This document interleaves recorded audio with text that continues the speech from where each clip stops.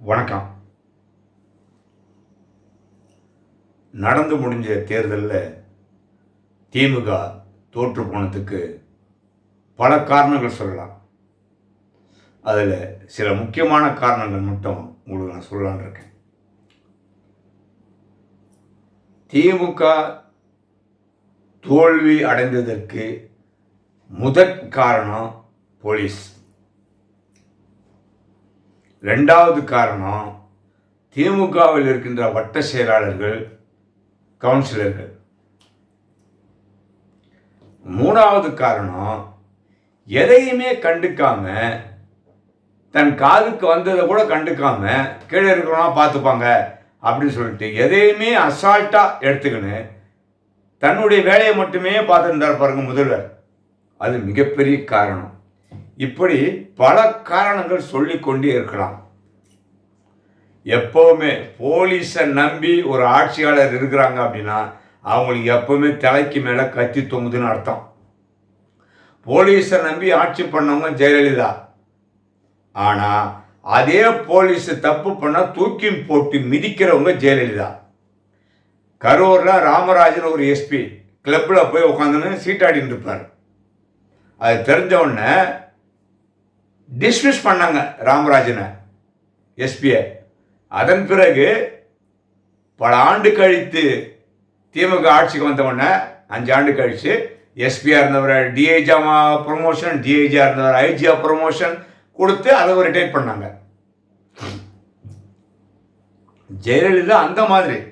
இப்போ இருக்கிற தமிழ்நாட்டினுடைய சென்னை மாநகரத்தில் டிஜிபியாக இருக்கிற சந்தீப் ராய் ரத்தோர் ரொம்ப நேர்மையானவரான். அவர் ரொம்ப நல்லவரான்.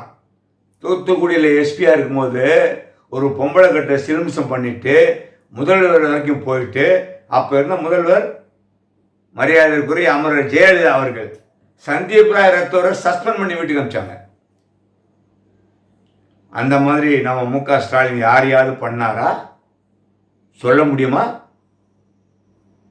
சொல்லுங்க. போலீஸ் என்ன சொல்லுதோ அதை மட்டுமே கேட்டுக்கின்னு ஆட்சி பண்ணிட்டு இருந்தார். எவ்வளோ பெரிய தப்பு பாருங்க. போலீஸை நம்ம கையில் வச்சிருக்கணும். இவர் கையில் தான் வச்சிருந்தாரு. ஆனால் போலீஸுடைய பிடிக்கு இவர் போயிட்டார். அவர் அங்கே சொல்கிற தகவலெல்லாம் உண்மையாக ஏற்றுக்கின்னு நாசமாக போயிட்டார். இதான் உண்மை. எந்த கட்சியும் சரிங்க, எந்த ஆட்சியாளரும் சரி, போலீஸை மட்டும் நீங்கள் ஒழுங்காக ஸ்ட்ரீம்லைன் பண்ணி வைக்கல அப்படின்னா உங்களுக்கு எப்போவுமே ஆபத்து தான். அவங்கள அதை பற்றி கவலையே பட மாட்டாங்க.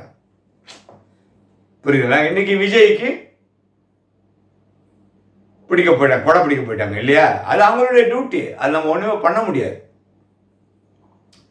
அந்த மாதிரி பல விஷயங்கள் நம்ம இதை சொல்லிக்கினே போகலாம்.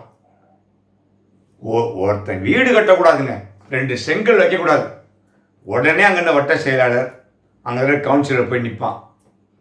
கொடு ஒரு 50,000 கொடு, 1 லட்சம் கொடு. எவன் அப்பம் விட்டு காசு? அவங்க ஏதோ கடனை உடனே வாங்கி பேங்க்கில் லோனை வாங்கி ஏதோ வீடை கட்டுறாங்க. அங்கே போய் கட்ட பஞ்சாயத்து பண்ணி அவனை மிரட்டி காசு வாங்குறது. சரி, நீ காசு கொடுக்கலையா? நீ காசு கொடுக்கவானா? உனக்கு ஜல்லி, மணல், செங்கல் எல்லாம் நான் தான் வைப்பேன், வேறு யாரும் வைக்கக்கூடாது. எப்படி இருந்தாலும் மிரட்டல், உருட்டல், காசு. இதனால தான் இந்த போலீஸு வீணா, இந்த திமுக அரசு வீணா போச்சு. கீழே இருக்கிறவங்க இருந்த வட்ட செயலாளர், கவுன்சிலர் யாரையுமே இவர் கண்டிக்கலை, சம்பாதிக்க விட்டார். ஒரே அராஜகம், ஒரே ரவுடித்தனம், கொலை, கற்பழிப்பு எதையுமே இவர் கண்டுக்கலை. ஒரு போலீஸ் அதிகாரி மேல கூட நடவடிக்கை எடுக்கலங்க இவர். அதனால தான் இன்னைக்கு இவ்வளவு பெரிய ஏமாற்றத்தை தழுவிருக்கிறார் திரு ஸ்டாலின் அவர்கள். உண்மையிலே வருந்தத்தக்க விஷயம்தான். ஒரு சிஎம் பதவியில் உட்கார்ந்து பார்க்கறது சாதாரண விஷயம் இல்லை. ஆனா அதை சரியான முறையிலே உபயோகப்படுத்தி தக்க வைத்துக் கொள்ள மறந்து விட்டார் ஸ்டாலின் அவர்கள். இன்னும் இருக்கு. அடுத்தடுத்து காணொலியில் இவங்க என்னென்னலாம் பண்ணாங்க, என்னென்ன தப்பு பண்ணாங்க, ஏன் இந்த ஆட்சி போச்சுன்றதை மறுபடியும் உங்களுக்கு சொல்கிறேன்.